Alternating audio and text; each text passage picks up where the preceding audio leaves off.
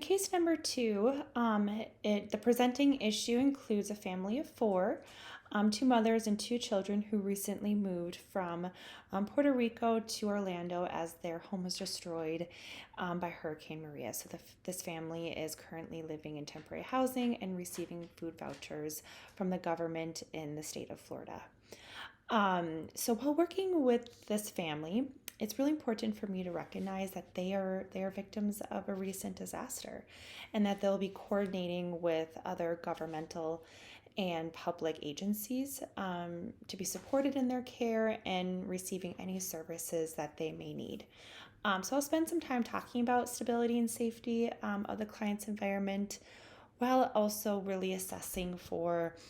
any mental health symptoms that each family member may be experiencing, and just kind of getting an overview of their mental health status at that time, and initially screening for PTSD. And as I work with this family, continuing that assessment of post-traumatic stress disorder, as it's something that could be very likely that each of these family members may be experiencing after their time being impacted by Hurricane Maria and losing their home and moving from one culture to the next. And so, knowing that this family has recently experienced significant loss in their home, loss in their community, really be emphasizing the short-term phase of post-disaster and crisis intervention strategies. So aiming to create sessions that help the family, help the clients recognize the safety of the environment that they're currently in. Recreating, that those fears and sadness around, their traumatic experience, while also validating their emotions and distress in relation to that traumatic experience, but trying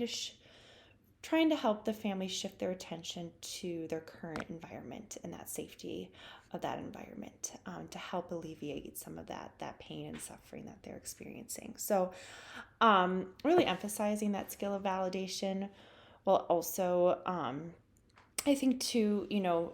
recognizing this family is a part of the LGBTQ community. So integrating skills of affirmative therapy, such as not using language that assumes heterosexuality, and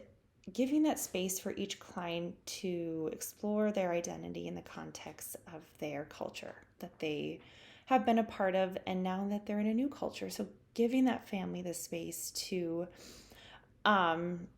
really talk about the communities that they're a part of, the culture that they're a part of, and that would be one of the resources I actually would recommend for this family, is to find maybe a support group in the environment of families, parents, and children that are from Puerto Rico that have also been affected by Hurricane Maria, to facilitate that social support system and connection with their culture and their community from back home. While it also might be helpful for the family to connect with parents who identify as LGBTQ+, or they have children who do, so that that is a space that is recognized for this family, if that's something the family is interested in. And so to help, really emphasize that connection to their home as they are working towards this grief and loss of their communities and their culture. So if that's something that's available in the community of Orlando, since there probably are so many families seeking